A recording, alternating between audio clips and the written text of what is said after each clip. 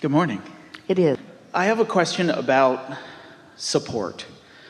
We've talked before about how when I see someone off the road and in the ditch, and part of me wants to get off my high-flying platform and join them, which I shouldn't.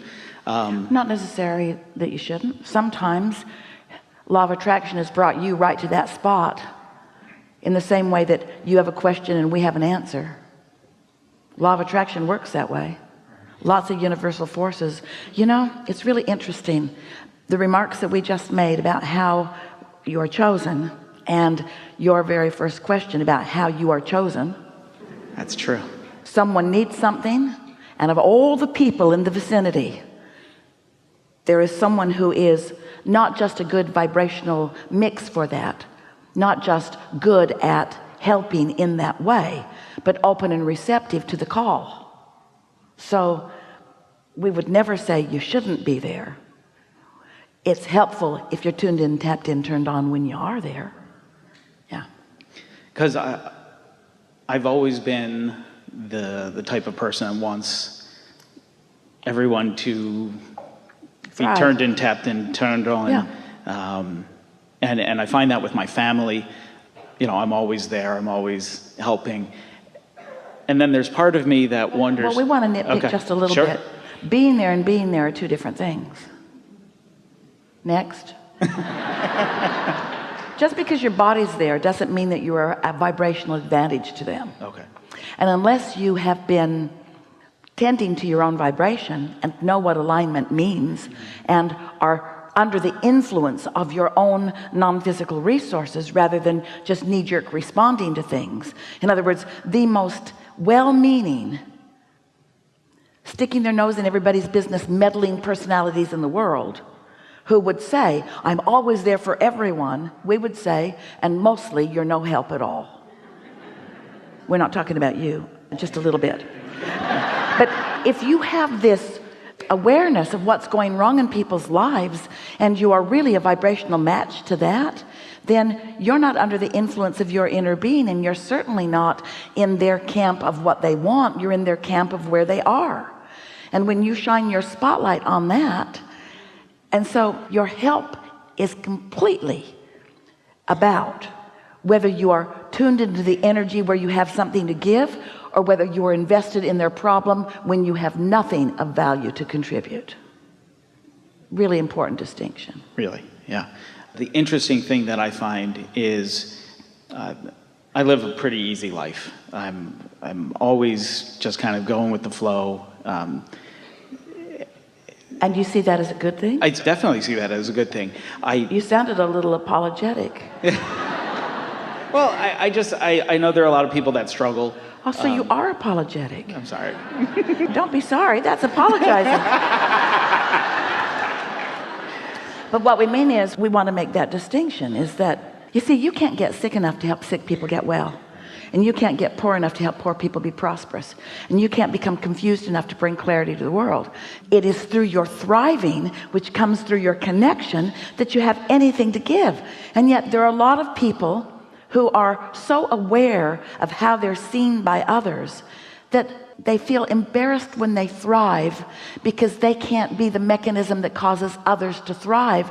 Not necessarily right now, this red hot minute, but it is through your thriving that you give them the opportunity to know that thriving is possible. And it's through your thriving that you practice being connected to the source energy, the energy that creates worlds, which you can flow in the direction of anyone. When you are tuned in, tapped in, turned on, when you are under the influence of your inner being and you're visiting with anyone, you have the opportunity to uplift them if you maintain your connection.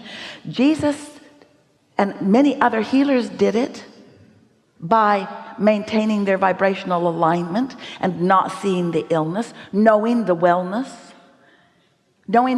so powerfully that the illness just couldn't exist right there while all that knowing of wellness was going on. That's the power of upliftment. It's the power of influence. But you got to be under the influence. Esther has some dash cards that she occasionally brings along. Don't ask for them because they're hard to get.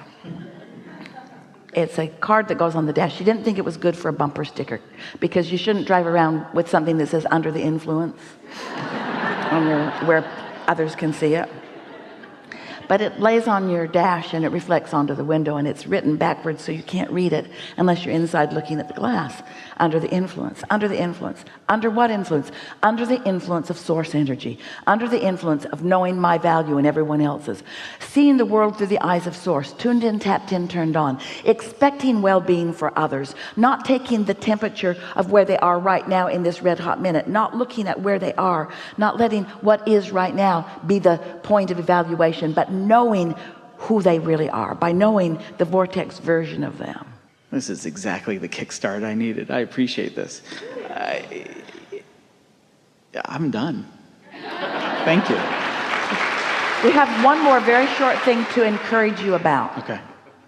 The people in your world who are not in this moment in time or in a moment in time, because this alignment is not like a college degree where once you get it, you've got it forevermore.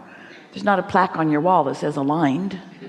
It either is or it isn't in the moment, and you can tell by the way you feel whether you're in alignment under the influence of your source or whether you're under the influence of something else. And so much of the world whom you interact with are not under the influence of source, and so they're instead in a place of need, place of needing clarity or needing something. And when they are in that needy place, they're looking at things differently than we are asking you to from your place of alignment. Because when they need something, they want it from you.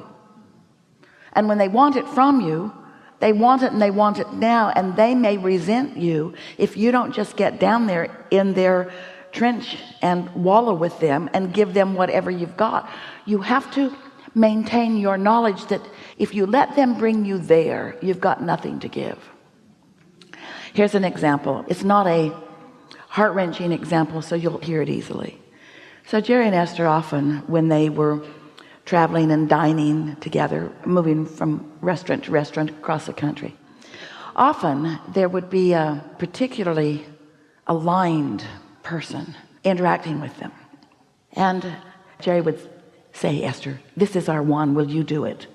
So what they would say is, every month, it was really just about every day, every month we have a family tradition where we choose our very favorite waiter or waitress, and we give them something special, and you're it. And then they give them $100 in addition to what they'd written on the tab, just to thank them for their brightness in the world. And there was a particular place in their hometown where they went often, and the word kind of got out. And people started fighting over who would get to wait on them, and it became a little awkward. But another very common thing that happened is someone would come to their table and plead their needy case. My rent's due, and my roommate moved out. Enjoy your meal. I got 2 flat tires this week. I had to hitchhike to work. And Jerry would look at Esther, and Esther would look at Jerry, and one of them would say to the other, or sometimes it was unspoken, they don't get it. They don't get it. The universe responds to you the way you feel. And Jerry and Esther did not want to give distorted point of view. Now hear it. Anytime, knowing what you know, you go to the aid of someone who's not in the vibrational place of letting it in on a really regular basis, and you give them the impression that that's how the universe works, that you will give them what they need. Now, we're not saying don't be kind, and we certainly would not deprive anyone of anything. We know there are times when you just move in and you do whatever you can, and if you're tuned in, tapped in, turned on, you can do it all day, every day to whoever comes across your path. This isn't about the action. This is about what you're really giving them. Because you really do not want to be someone who says, I do this for you because I see you cannot do it for yourself. That is not the message that you want to give. The message that you want to give is, there are resources. Your opening words were, what was your opening word? About support? Support. There is universal, non-physical support beyond our ability to put it into words, and every single person has direct access to that, and no one needs someone to act as a passer honor of it.